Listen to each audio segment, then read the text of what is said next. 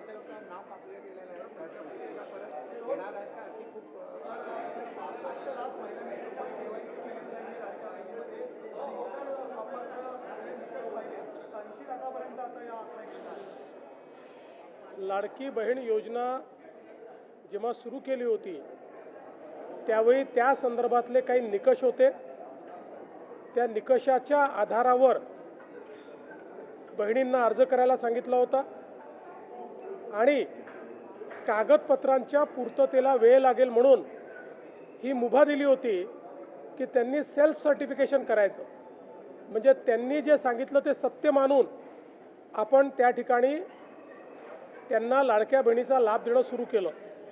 पण अर्थातच आपण ज्यावेळी कुठलाही सरकारी पैसा खर्च करतो त्यावेळी त्याचं CAGचं ऑडिट होतं आणि CAGच्या ऑडिटमध्ये निकषांप्रमाणे अर्ज आहेत की नाही याची माहिती द्यावी लागते आणि म्हणूनच योजना सुरू झाल्यानंतर आपण त्याचं KYC सुरू केलं आणि वेगवेगळे जे डेटाबेस होते त्याच्याशी कंपॅरिझन सुरू केलं, ज्याच्यामध्ये इन्कम टॅक्स विभागाकडनं आपण माहिती घेतली, सरकारचे जे काही कर्मचारी आहेत त्यांचं जिथनं पेमेंट होतं त्या पोर्टलमधनं आपण माहिती घेतली, जो काही आपला परिवहन विभाग आहे याच्यामध्ये मोटरची ओनरशिप कोणाकडे आहे 4 व्हीलरची याच्या डेटाबेसची माहिती घेतली, रेशन कार्ड याच्या डेटाबेसची माहिती घेतली आणि ही सगळी माहिती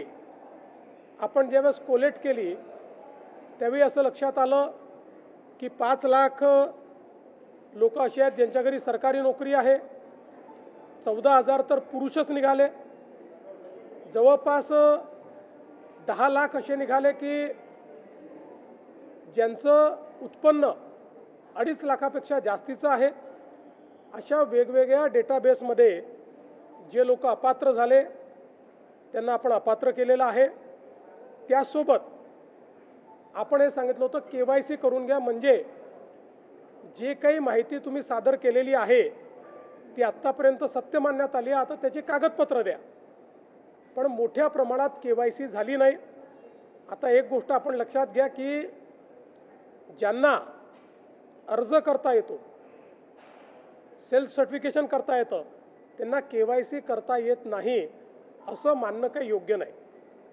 पण जवळपास 9 महिने सातत्याने पाठपुरावा केल्यानंतरही ज्यांनी KYC केली नाही ते अर्थातच कुठला तरी एखादा निकष पार पाडत नाही म्हणून त्यांनी KYC केली नाही।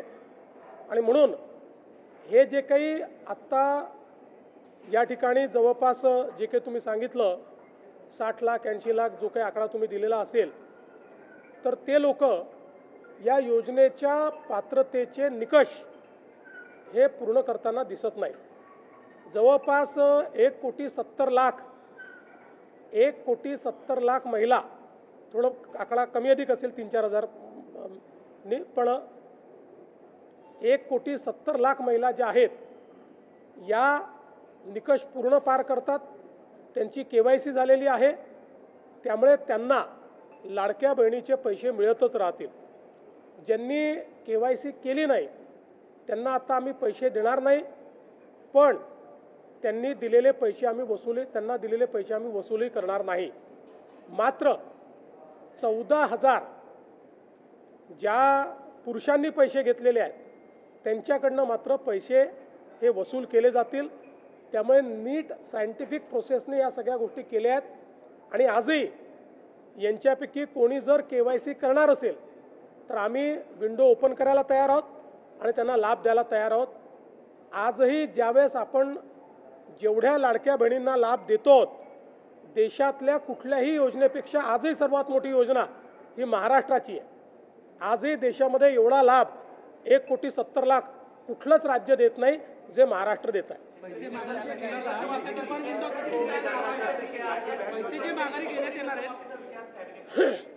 शेतकरी कर्जमाफीचा विषय कॅबिनेटला आहे, मंत्रिमंडळ त्याच्यावर निर्णय घेईल, पण आम्हाला इलेक्शन कमिशननी अट टाकली आहे, जेव्हा आम्ही त्यांना परवानगी मागितली तर त्यांनी अट टाकली आहे की तुम्ही विषय मंजूर करून पुढची कारवाई करा, पण त्याची घोषणा तुम्हाला करता येणार नाही. त्यामुळे आम्ही आज अधिकृत घोषणा इलेक्शन कमिशनमुळे करू शकत नाही. आज आम्ही निर्णय घेऊ, निर्णयाप्रमाणे कारवाई सुरू करू, इलेक्शन संपल्यानंतर त्याची घोषणा करू. सर, याचा अर्थ शेतकरी कर्जमाफी अंतिम टप्प्यात आहे, केवळ घोषणाबाजी असं म्हणता येईल? घोषणा ही तर मला असं वाटतं औपचारिकता आहे. आज आम्ही निर्णयच करतोय त्याचा निर्णय आम्ही आज करतोय, पण काय निर्णय घेतो आहोत याची घोषणा आम्हाला करता येणार नाही. हा? या संदर्भात DG साहेब लक्ष घालतील आणि जे काही त्या बोलल्या आहेत, मला माहित नाही ते काय बोलले आहेत, मी ऐकलंही नाही आहे, पण DG साहेब त्यात लक्ष घालतील.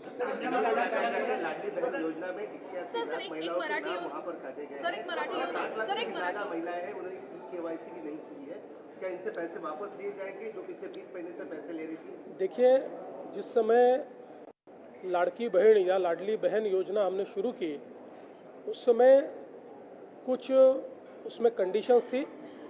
चूँकि वो कंडीशन पूरा करने के लिए लोगों के पास कागज पत्र जमा करने को समय नहीं था, इसलिए हमने अलाउ किया था कि जो बहनें सेल्फ सर्टिफिकेशन करके कहेगी कि हम इन कंडीशन को पूरा करते हैं, उनको ये पैसा मिलेगा.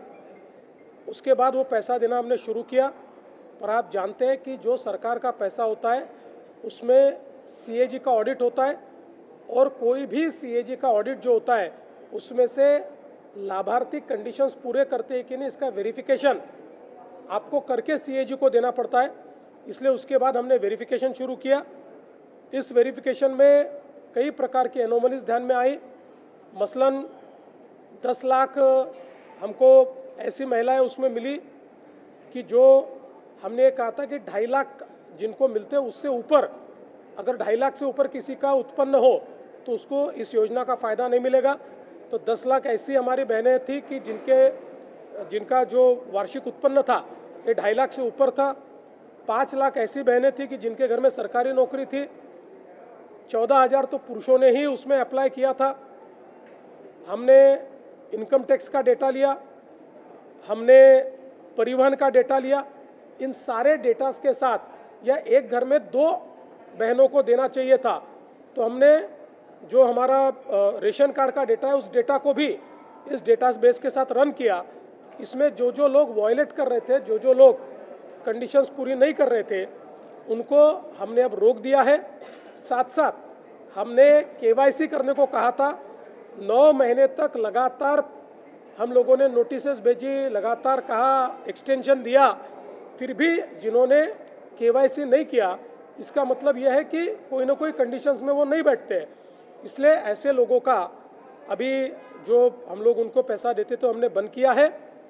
उनमें से कोई अगर आगे भी KYC करेगा तो हम उसको पैसा देंगे, लेकिन अब इसको हमने इस पर फ्रीज किया है.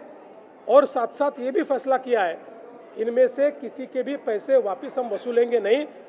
केवल जो पुरुषों ने महिलाओं के नाम पर पैसा लिया है वो वसूला जाएगा. और मैं ये भी बताना चाहता हूँ, 1,70,00,000 महिलाओं की सारी कंडीशन फुलफिल हो गई है. उनको पैसा मिलते ही रहेगा, योजना कभी बंद नहीं होगी.